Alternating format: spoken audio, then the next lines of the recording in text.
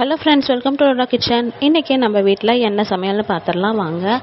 ஒரு வடசட்டி வச்சுக்கலாங்க. இது எதுக்குன்னா வெங்காய சட்னிக்குங்க. காலையில் பிரேக்ஃபாஸ்ட்டுக்கு வெங்காய சட்னியும் தோசையும் தாங்க. அதனால் ஒரு வடசட்டி வச்சு ஒரு ஸ்பூன் எண்ணெய் ஊற்றி 3 வரமிளகா போட்டு வதக்கிடலாங்க. அது கூட நறுக்கி வச்ச பெரிய வெங்காயத்தை சேர்த்துக்கலாங்க. நான் 2 பெரிய வெங்காயம் நறுக்கி வச்சுருக்கேன், அதை சேர்த்துக்கலாங்க. வெங்காயம் சேர்த்துக்கிட்டு நல்லா வதக்கி விடலாங்க. வெங்காயம் நல்லா வதங்கி வரட்டும். அது வதங்கிட்டு இருக்கும் போதே ஒரு பல் பூண்டும் குட்டி புளியும் எடுத்து வச்சுருக்கேங்க. இது டேஸ்ட்டு கொடுக்கறதுக்காகங்க. அது 2ஐயும் சேர்த்திடலாங்க.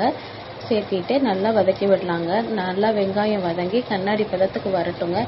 அந்த ஸ்டேஜில் நம்ம அடுப்பு ஆஃப் பண்ணிவிட்டு நான் தேங்காய் துருவி வச்சுருக்கேங்க. அங்கே தேங்காய் துருவலை இதோட சேர்த்துக்கலாங்க.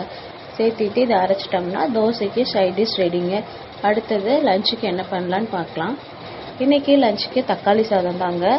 ஒரு வடசட்டி வச்சுக்கலாங்க. அதில் தேவையான அளவு எண்ணெய் ஊற்றிக்கலாம். எண்ணெய் ஊற்றிட்டு பெரிய வெங்காயம் நறுக்கி வச்சுருக்கேன், பெரிய வெங்காயம் சேர்த்திக்கலாம். சேர்த்து நல்லா வதக்கி விடுவோங்க. பெரிய வெங்காயம் நல்லா வதங்கியதும் தக்காளி நறுக்கி வச்சுருக்காங்க, தக்காளியும் சேர்த்து நல்லா வதக்கிக்கலாங்க. தக்காளி வதங்கியதும் ஒரு சிட்டிகை மஞ்சள் தூள், 1 ஸ்பூன் மிளகாய் தூள் சேர்த்து நல்லா வதக்கிக்கலாங்க. நல்லா வதங்கி பச்சை வாசம் போகிற வரைக்கும் வெயிட் பண்ணுவோங்க. தக்காளி வெங்காயம் எல்லாம் ஒன்றோட ஒன்று மெர்ஜ் ஆகி நல்லா பச்சை வாசம்லாம் போயிட்டு எண்ணெய் மேலே பிரிஞ்சு வருங்க. இந்த ஸ்டேஜில் நம்ம ஆஃப் பண்ணி எடுத்து வச்சுக்கலாங்க.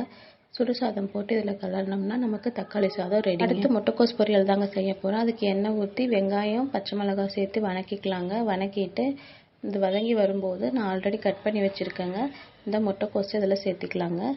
முட்டைக்கோஸ் சேர்த்து எண்ணெயிலேயே 1 நிமிஷம் வதக்குவோங்க. வதக்கிட்டு காய்க்கு தேவையான உப்பும் தண்ணியும் சேர்த்து வேக வச்சிடலாங்க. வெந்ததும் தேங்காய் துருவல் போட்டுட்டோம்னா முட்டைக்கோஸ் பொரியல் ரெடிங்க. தக்காளி சாப்பாடும் முட்டைக்கோஸ் பொரியல் டிஃபன் கட்டிட்டு வேலைக்கு கிளம்பிட்டுங்க. இன்றைக்கி லஞ்ச் மெனு இதுதான். இந்த வீடியோ உங்களுக்கு பிடிச்சிருந்தா நம்ம சேனலை சப்ஸ்கிரைப் பண்ணிக்கோங்க, லைக் பண்ணுங்கள், தொடர்ந்து வாட்ச் பண்ணுங்கள். தேங்க்யூ ஃபார் வாட்சிங்.